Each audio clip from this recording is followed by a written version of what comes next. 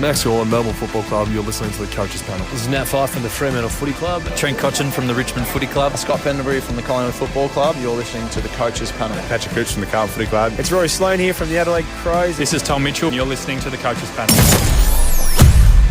I'm leaving. No. I'm happy to stay. I'm not going anywhere. No. I really want out. That's what the past couple of months has felt like following Dan Houston. But the multi-time All-Australian Port Adelaide rebounding star, well, he's out of Alberton. He now is a Collingwood Magpie in 2025. One of the biggest names, if not the biggest names, has officially moved clubs this 2024 free agency and AFL trade period. And on this episode, we're going to look at what it means for the Pies. The big significant loss, regardless of the pieces they've got back. How big of a loss could this be for Port Adelaide? How do they replace him? And for fantasy coaches, SuperCoach, Dream Team, AFL Fantasy, and Keeper, he's been a relevant player for a number of years. Does that stay, maintain, or decrease in 2025? We'll talk about all of that on this episode as we review the trade movement of Dan Houston to Collingwood. It's MJ from the Coaches Panel. I hope you're well, and I do hope you've enjoyed this series so far. If you have, and you're watching this on YouTube, make sure you like the video, and as an audio podcast, give us a 5-star rating. Dan Houston's one of these guys that, if you're politely outside of South Australia, you just don't realise how good of a player this is unless you deeply follow the AFL. And that happens politely across all states, not just a Vic media bias, but politely, unless you're A-grade elite.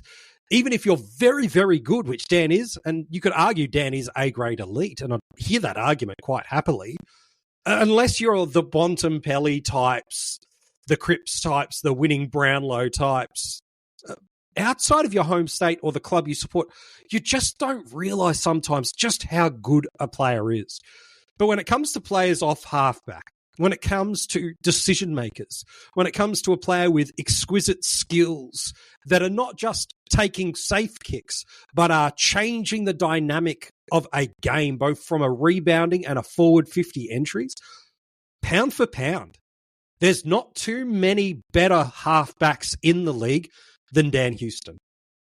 What this player can do by skill, by decision, and by the way he reads and sets up the play for his teammates, this is as good a halfback as we've got in the AFL. And I think that's why, for me, let's look at what this means for Collingwood, is they have landed themselves, while not at a cheap price point, they have landed themselves an elite ball user that now sits for them beautifully across halfback. This side so often required the strong ball use to set up their forward 50 entries and their rebounding off D50, really politely off a couple of good ball users. Largely the run and carry and transition work rate of a Nick Dacos, and then to a lesser extent, the old dogs of Dacos. Well, he's not an old dog, but his older brother in Dacos, and then the likes of Sidebottom and Pendlebury. Really, it's been these 3 or 4 players that if they haven't got the ball by foot, there's just a little bit of kamikaze ball work. What Dan Houston does into this side immediately is it structures up their halfback line beautifully. Now, they still need to address that key position post that was unfortunately being left by Murphy's concussion retirement. They've got a couple of guys that have been bit players to fill it, but they've never really filled that in strength. But that backline changed drastically, not just with Murphy's retirement, but with also the necessity and desire to move Nick Dacos into more of an inside midfield role to become a clearance and stoppage specialist and not just a rebounder and a handball receive style of player only that was their playmaker. What Houston into this backline does is it immediately bolsters the loss that they felt with Dacos into the midfield, with Houston now as a prime ball user across halfback. It means players like Quaynor can get back to playing at his strong point. It enables the likes of Crisp and Moore, amongst others, just to get back to a little bit more semblance of premiership structure that they had without replacing Murphy to the fullest potential. They've now got at least a ball-using replacement that now is enabling the support of the deepening and the improvement of their midfield by allowing Dacos to move there. So this, from an overall totality perspective, is awesome for them, let alone what I think it means for like a Perryman, who's now got to be across this midfield core unit. So for me, it means guys like Perryman, Crisp, or Pendlebury that could have gone into this half-back space to allow Dacos to stay in the midfield. Well, now Houston takes that spot. And overall, with some health for De Goey and for Mitchell, now this midfield unit is back to its premiership best, and the half-back line run, carry, and elite ball use is settled. This is a huge, huge pickup for Collingwood. Again, structurally, I still feel like they're a little weaker in their defensive six on the tolls and the lockdown side to free up more to intercept. But this is as good as a play move that they could make. I really, really like this for Collingwood. This episode is brought to you by Allstate. Some people just know they could save hundreds on car insurance by checking Allstate first. Like, you know, to check you have the tickets in your wallet first before you drive 2 hours to the big game. Seriously, you had one job. Now the closest you'll get to the 50-yard line is parking lot D. Yeah, checking first is smart. So check Allstate first for a quote that could save you hundreds. You're in good hands with Allstate. Savings vary. Terms apply. Allstate Fire and Casualty Insurance Company and Affiliates. Northbrook, Illinois. What does it mean for Port Adelaide?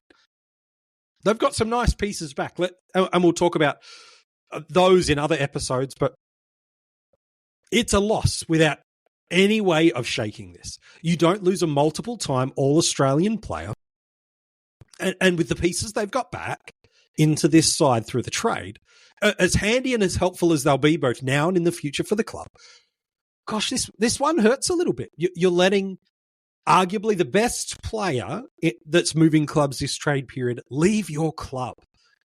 And again, the pieces they've got back are fine. I don't think it's a bad trade necessarily. But in terms of pound-for-pound player, filling in this one spot does feel like it's going to, you hope to recoup what you've lost with Houston with the aggregate of what you've done with the rest of your side is probably where Port Adelaide and their list management and their fans are hoping to get to. Who are the guys that are going to sit in this spot? Well, we saw in the finals, at least for one of them, the team was happy to move a Jace Burgoyne back into this halfback spot. And I think if that happens, it's probably as good as anyone on their list that can at least protect that loss a little bit. I really like Burgoyne. He's got a little bit more speed, a little bit more evasiveness. It's a different dynamic to Houston. I think there could be something quite handy there. Does Kane Farrell take on a little bit more responsibility, although already playing in that back unit? Does he take on more core ball movement? Or an Evans, who we've seen back there as well, does he take it on? Or any of the other players that, potentially are looking to draft something to sit in that spot? Does a Josh Sin eventually find his space? I don't think it's for him, but I think Burgoyne's probably one of the leading candidates to sit in there. And I think from a fantasy perspective, we can talk about Dan in a second.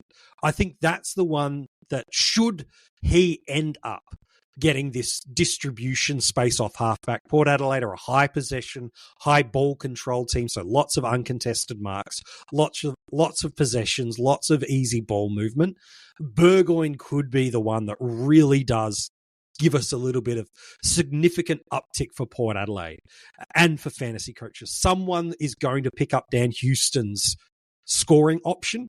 And I think that player, whoever they are that sits in this halfback spot, does become a prime option to me. So I do quite like Jace Burgoyne. To me, he feels like the natural option to sit straight in there, although do not discount Evans as a player that could sit into that spot. I'm not sure Farrell's their go-to guy where they flip that switch a little bit and play more through him. I think they found a really nice role for him. I think it is more likely to be Burgoyne, but Evans is the smoky that could probably sit in that spot. So for me, Burgoyne's the mid to latter part of your draft that I'd be interested in classic. I'd probably much rather trade into it once I've seen a game or two and jump on him before his price fully rockets out rather than start him. But we don't have to make that decision just yet. My goodness me, it's October. We don't need to lock ourselves in or out of a player just yet. For Dan Houston, he's been a relevant premium for a number of years for us.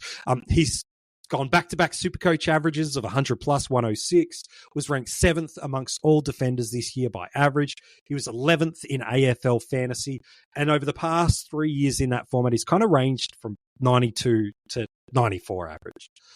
I think the best we could hope for is basically more cowbell and a continuation of that scoring. That's probably as good as it gets for me. Noble out, Houston in. Feels like a really good improvement for Collingwood in terms of player. It's a really nice upgrade. They're comparable handball receives, those two players in Collingwood's system and Port Adelaide's system. So maybe not a huge scoring bump. I can't really forecast a pathway to that. Does it impact day costs? That might be an interesting conversation to have in the preseason in terms of primary ball movement and primary ball user. Now he's not the only guy they go through. But to me, I think Houston's going to be around the markings of where he's at. A Collingwood coach on a draft league might pick him a little bit ahead of others.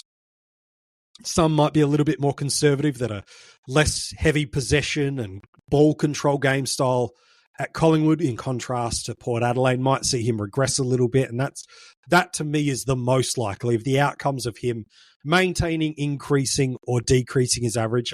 To me, a slight regression feels like the most likely outcome, but still to put him in the top 15 defenders across the formats, to me, does feel like the right space for Dan Houston. But what's your take? How big of a win is this for Collingwood? For Port in the aggregate, with all the assets they've now got out of this move, do they come out on top?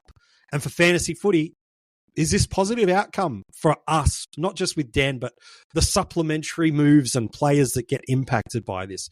Comment below if you're watching this on YouTube and let me know what you think this means for us in fantasy footy in 2025. If you want to join the conversation across your audio podcasts, you can do that through our social media, TikTok, Instagram, X, and Facebook. All the links for those you can find in the description of this episode, as well as where you can join our Patreon supporter group and get access to the Coaches Panel merchandise. Hats, hoodies, notebooks, custom tees, a bunch of other stuff, beanies, the works. It is all there. All the details for getting your hands on some of that merch in the description of this episode.